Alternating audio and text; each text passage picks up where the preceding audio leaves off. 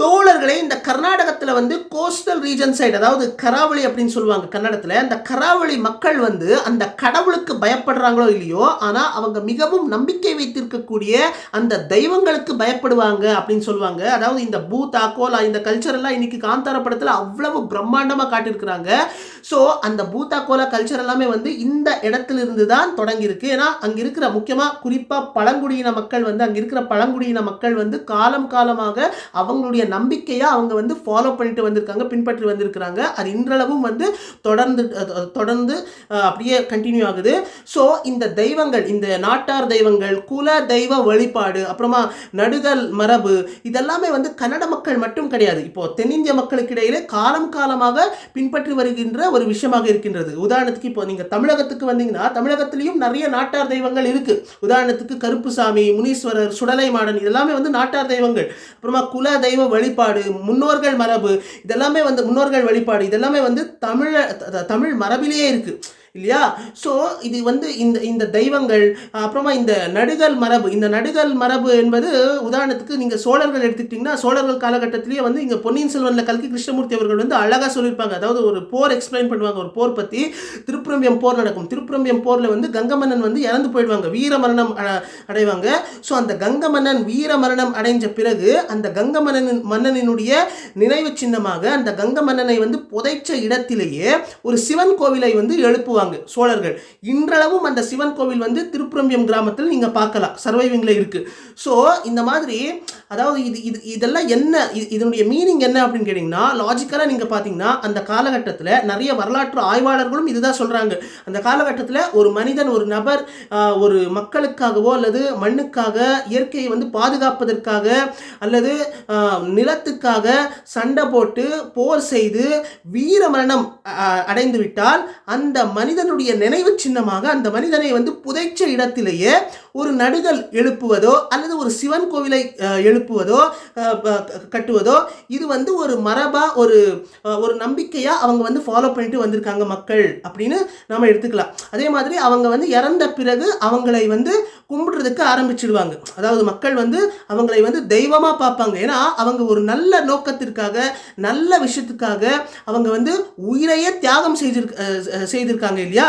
So அதனால அவங்களை வந்து தெய்வமா மதிப்பாங்க.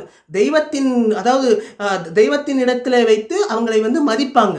அதனால இதுதான் ஒரு மீனிங். இதுக்கு பின்னாடி இருக்கக்கூடிய ஒரு லாஜிக்கலி நீங்க அனலைஸ் பண்ணீங்கன்னா இதுதான் அர்த்தம் அப்படின்னு என்னுடைய அனலைசிஸ் படி, என்னுடைய பார்வையில நான் சொல்லிட்டு இருக்கிறேன். இது என்னுடைய கருத்து தான். அதாவது சிம்பிளா சொல்லணும் அப்படின்னா, அந்த காலகட்டத்தில் மக்கள் வந்து நம்ம கூடவே வாழ்ந்து, ஒரு மனிதன் வந்து ஏதோ ஒரு நல்ல நல்ல விஷயத்துக்காக, நல்ல நோக்கத்திற்காக சண்டை போட்டு வீர மரணம் அடைந்து விட்டால் அந்த மனிதனுக்கு வந்து, அந்த மனிதனை வந்து தெய்வத்துக்கு நிகரா மதிக்கப்பட்டான் அந்த காலகட்டத்தில். ஏன்னா அந்த காலகட்டத்தில் மக்கள் வந்து இந்த மாதிரியான நம்பிக்கை வந்து ஃபாலோ பண்ணிட்டு வந்திருக்காங்க அப்படின்றது இதிலிருந்து தெரியுது. ஸோ இதை பற்றி திருவள்ளுவர் ஒரு இடத்துல என்ன சொல்றாங்க அப்படின்னா, அவங்களும் கிட்டத்தட்ட இதே தான் சொல்றாங்க, அவங்களுடைய ஸ்டைலில் சொல்றாங்க, அவ்வளவுதான். அதாவது குறள் 50 அதிகாரம் இல்வாழ்க்கை என்ன சொல்றாங்க அப்படின்னா, வையத்துள் வாழ்வாங்கு வாழ்பவன் வானுயரும் தெய்வத்துள் வைக்கப்படும் அப்படின்னு சொல்றாங்க. இதனுடைய பொருள் என்ன அப்படின்னு கேட்டீங்கன்னா ரொம்ப சிம்பிள் தான். ஒரு மனிதன் வந்து தன்னுடைய வாழ்க்கையில அறநெறியோடு வாழ்ந்தால் அந்த மனிதனை வந்து தெய்வத்துக்கு நிகரா மதிக்கப்படுவான். அதாவது மேலுலகத்தில் இருக்கக்கூடிய தெய்வத்துக்கு நிகரா மதிக்கப்படுகிறான் அப்படின்னு சொல்றாங்க. அதாவது இதெல்லாம் என்ன குறிக்கின்றது அப்படின்னு கேட்டீங்கன்னா, இந்த குலதெய்வ வழிபாடு, இந்த குலதெய்வங்கள், இவர்கள் எல்லாருமே வந்து ஒரு காலகட்டத்தில் மக்களோடு மக்களாக வாழ்ந்தவங்க தான். ஏதோ ஒரு விஷயத்துக்காக அவங்க வந்து, ஏதோ ஒரு நல்ல நோக்கத்திற்காக, நல்ல ஒரு விஷயத்துக்காக அவங்க வந்து வீர மரணம் அடைந்த பிறகு அவங்களை வந்து மக்கள் வந்து தெய்வமாக கும்பிடுறதுக்கு ஆரம்பிச்சிருக்காங்க அப்படின்றதா இதிலிருந்து தெரியுது. அப்புறமா இந்த குறளுக்கு வந்து இன்னொரு மீனிங் இருக்கு. இன்னொரு மீனிங் என்ன அப்படின்னு கேட்டிங்கன்னா, மனைவியுடன் சிறப்பாக வாழக்கூடிய மனிதனும் மேலே உலகத்தில் இருக்கக்கூடிய கடவுளுக்கு நிகராக, தெய்வத்துக்கு நிகராக மதிக்கப்படுகிறான் அப்படின்னு சொல்லுவாங்க. ஸோ இன்னொரு வாட்டி சொல்கிற கேளுங்க. இந்த குறள் வந்து நல்லா ஞாபகத்தில் வச்சுக்கோங்க. என்ன சொல்கிறாங்க, வையத்துள் வாழ்வாங்கு வாழ்பவன், வையத்துள் அதாவது உலகத்தில், வையத்துள் வாழ்வாங்கு வாழ்பவன் வானுயரும் தெய்வத்துள் வைக்கப்படும். ஸோ இது என்னுடைய கருத்து, அவ்வளவுதான். என்னுடைய அனாலிசிஸ் படி நான் தெரிஞ்சுக்கிட்ட விஷயங்களின் அடிப்படையில் என்னுடைய கருத்து தான் நான் தெரிவிச்சுக்கிறேன். ஸோ நிறைய வரலாற்று ஆய்வாளர்கள் அவங்களுடைய தரப்பில் அவங்களுடைய ஆய்வின் அடிப்படையில் வெவ்வேறு கருத்துக்கள் வந்து தெரிவிச்சுக்கிறாங்க. ஸோ இப்போ நீங்கள் தெய்வங்கள் அப்படின்னு நீங்கள் எடுத்துக்கிட்டிங்கன்னா, இப்போது நீங்கள் கராவளி சைடில் இருக்கக்கூடிய தெய்வங்கள் வந்து நிறைய தெய்வங்கள் இருக்குது அப்படின்னு சொல்கிறாங்க. அதில் வந்து பஞ்சுருளி, இந்த குளிகா, இந்த தெய்வங்கள் தான் காந்தார படத்தில் ரிஷப் ஷெட்டி அவர்கள் வந்து காட்டியிருக்கிறாங்க. ஸோ இதே மாதிரி நிறைய தெய்வங்கள் இருக்குது. ஒவ்வொரு தெய்வங்களுக்கும் ஒவ்வொரு தெய்வத்தின் பின்னாடியும் ஒவ்வொரு கதை இருக்குது அப்படின்னு சொல்கிறாங்க. ஸோ இந்த மாதிரி எல்லாமே வந்து ஒரு மக்களுடைய நம்பிக்கை தான். ஸோ எல்லா நம்பிக்கைகளையுமே வந்து நாம் மதிக்கணும். அதே மாதிரி நம்பிக்கை வந்து மூட நம்பிக்கையாக மாறக்கூடாது. ஏன்னா இந்த படம் பார்த்து நிறைய பேர் வந்து தேட்டர்லேயே வந்து சாமி தங்களுடைய மேலே சாமி வந்துருச்சு அப்படின்னு ஆடுறாங்க. சாமி ஆடுறது இந்த மாதிரி எல்லாம் நடக்குது தேட்டரில். நிறைய விஷயங்கள் வந்து வருது சோஷியல் மீடியாவில்.